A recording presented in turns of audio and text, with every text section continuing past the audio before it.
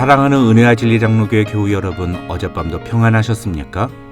오늘도 하나님의 뜻에 순종함으로 하나님께 귀하게 쓰임받는 하루가 되시기를 주님의 이름으로 축원합니다.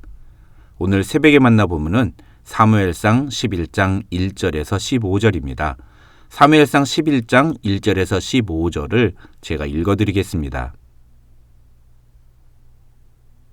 암몬 사람 나하스가 올라와서 길르앗 야베스에 맞서 진침해 야베스 모든 사람들이 나하스에게 이르되 우리와 언약하자. 그리하면 우리가 너를 섬기리라 하니 암몬 사람 나하스가 그들에게 이르되 내가 너희 오른 눈을 다 빼야 너희와 언약하리라.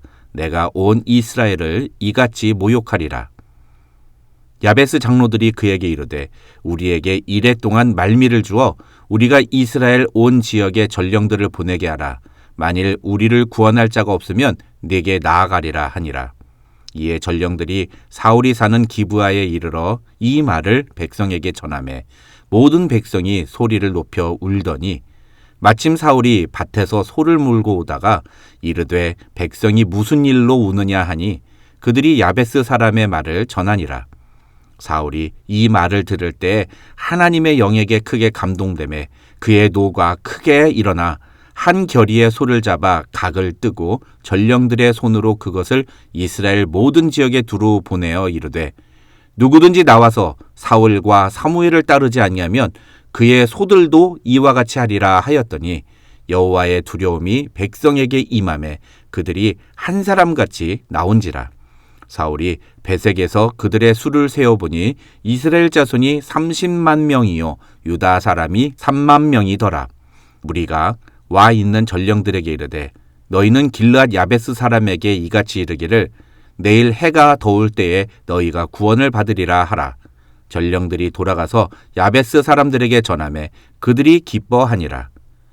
야베스 사람들이 이에 이르되 우리가 내일 너희에게 나아가리니 너희 생각에 좋을 대로 우리에게 다 행하라 하니라.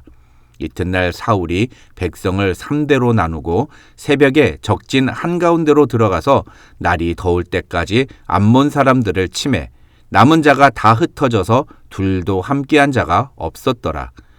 백성이 사무엘에게 이르되 사울이 어찌 우리를 다스리겠느냐 한 자가 누구니이까 그들을 끌어내소서 우리가 죽이겠나이다.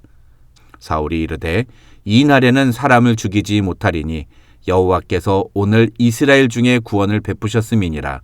사무엘이 백성에게 이르되 오라 우리가 길갈로 가서 나라를 새롭게 하자. 모든 백성이 길갈로 가서 거기서 여호와 앞에서 사울을 왕으로 삼고 길갈에서 여호와 앞에 화목제를 드리고 사울과 이스라엘 모든 사람이 거기서 크게 기뻐하니라. 오늘 본문은 암몬의 침략으로 말미암아 위기에 봉착한 길르앗 야베스 사람들의 상황으로 시작합니다. 길르앗 야베스는 사사기 21장에서 온 이스라엘 민족이 베냐민 지파와 전쟁을 벌일 때 함께 전쟁에 동참하지 않았다는 이유로 이스라엘 민족에게 거의 진멸당할 위기에 처했던 부족입니다. 언약의 동역자로서 자신들의 책임은 다하지 않았던 길르앗 야베스 사람들이 오늘 본문을 보면 자신들에게 닥친 위기를 도와줄 동역자를 찾고 있습니다. 참으로 이기적인 모습이 아닐 수 없습니다. 그런데 그 소식을 들은 사울의 반응이 6절에 기록되어 있습니다. 6절을 보시면 사울이 길르앗 야베스에 대한 소식을 들을 때 하나님의 영에게 크게 감동이 되었다고 성경은 말합니다.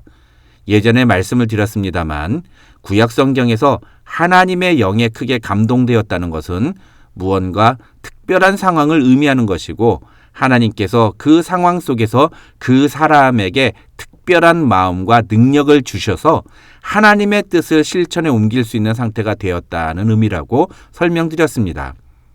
그런데 그렇게 하나님께서 특별한 마음을 주신 상황에서 사울이 보인 반응이 무엇입니까?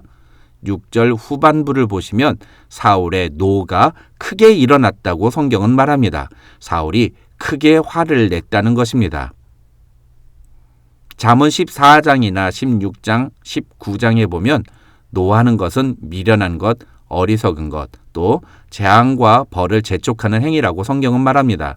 또 시편 103편 8절이나 145편 8절도 보면 하나님은 노하기를 더디하시는 분이라고 기록하고 있습니다. 심지어 시편 37편 8절에서는 분을 그치고 노를 버리며 불평하지 말라 오히려 악을 만들 뿐이니라고까지 말합니다. 그러니까 분노는 결코 신앙인들이 보여줄 태도는 아닌 것입니다. 그런데 오늘 본문을 보면 사울이 하나님의 영에게 크게 감동됨에 그의 노가 크게 일어났다고 성경은 말합니다. 이 말은 하나님의 영이 사울에게 임함으로써 사울의 마음속에 분노가 일어났다는 뜻입니다. 이것을 통해 우리는 성경에 기록된 어떤 메시지를 천편일률적으로 적용하는 것이 얼마나 잘못된 것인지를 보게 됩니다. 분명 성경은 우리가 분노를 표출하는 것을 올바르지 않은 신앙적인 태도라고 말합니다. 그러나 때로는 하나님의 관점에서 화를 내야 할 때도 있다는 것입니다. 그런 상황에서는 오히려 반대로 화를 내지 않는 것이 하나님 보시기에 잘못된 태도인 것입니다. 민수기 25장을 보시면 모압 여자들과 음행하는 이스라엘 백성들 때문에 하나님께서 진노하셔서 이스라엘 진영에 연병을 내리시는 장면이 나옵니다. 그런데 어떤 사람이 상황 파악도 못하고 모압 여자를 데리고 자기 장막에 들어가서 즐거운 시간을 보내려고 합니다. 그때 그 모습을 목격한 아론의 손자 비느하스가 창을 들고 그 두 사람이 들어간 막사로 쫓아 들어가서 침대에 누워있는 두 사람을 창으로 찔러 죽입니다. 살인을 저지른 것입니다. 그런데 하나님은 그러자 이스라엘 진영 가운데서 연병을 제거하시면서 나는 비느하스가 행한 일로 이스라엘 백성에게서 분노를 거두었다. 그가 나를 위하여 나처럼 분노하였으므로 내가 이스라엘을 진멸하려던 계획을 돌이켰다고 말씀하십니다. 반면에 사무엘상 2장에서 살펴본 엘리 제사장의 경우에는 하나님의 성전을 멸시하고 악행을 일삼은 자신의 두 아들에 대해서 분노하지 않은 엘리 제사장에게 하나님께서 분노하셨고 그래서 결국 그 온 집안이 하나님의 심판을 받게 되는 그런 비참한 상황을 우리가 보았습니다. 오늘 본문으로 돌아가 봅시다. 길앗 야베스 주민들이 처한 위기의 소식을 들었을 때 사울이 분노하지 않았다면 어떤 일이 벌어졌을까요?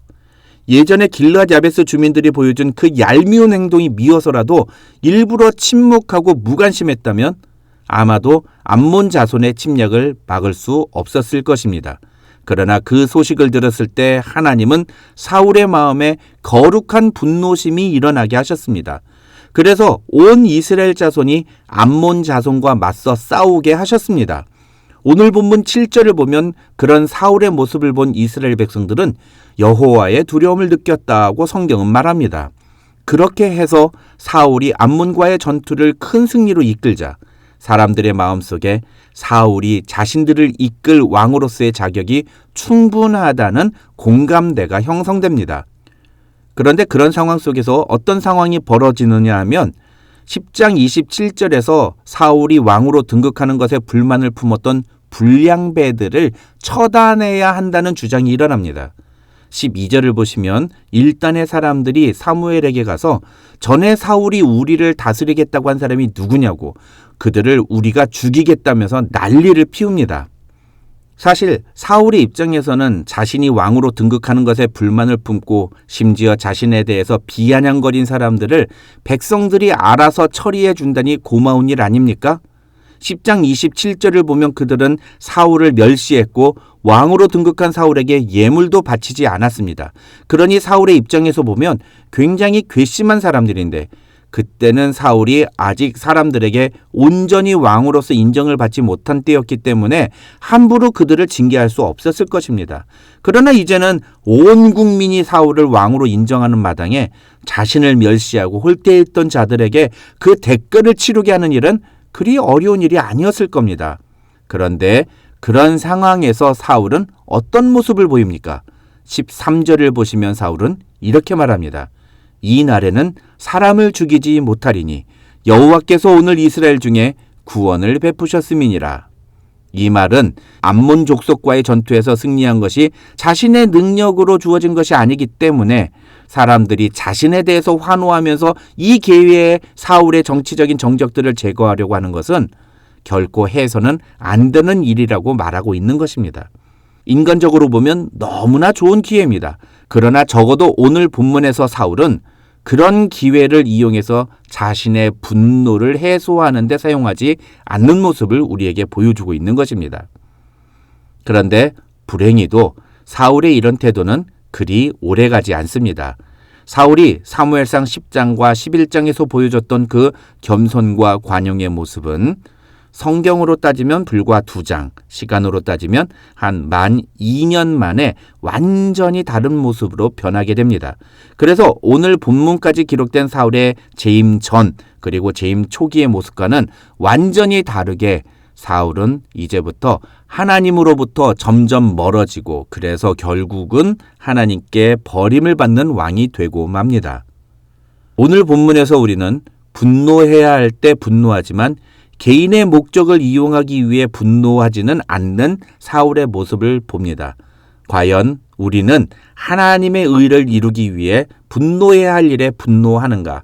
혹시 하나님이 분노하시는 일에는 침묵하고 우리 개인적인 문제에 대해서만 분노하고 있지는 않은지 우리 자신을 돌아보아야 하겠습니다. 오늘 하루 나의 개인적인 만족이 아니라 하나님의 뜻을 이루며 그렇게 바른 선택과 태도로 주님의 뜻을 이루는데 쓰임받는 저와 여러분이 되시기를 주님의 이름으로 축원합니다.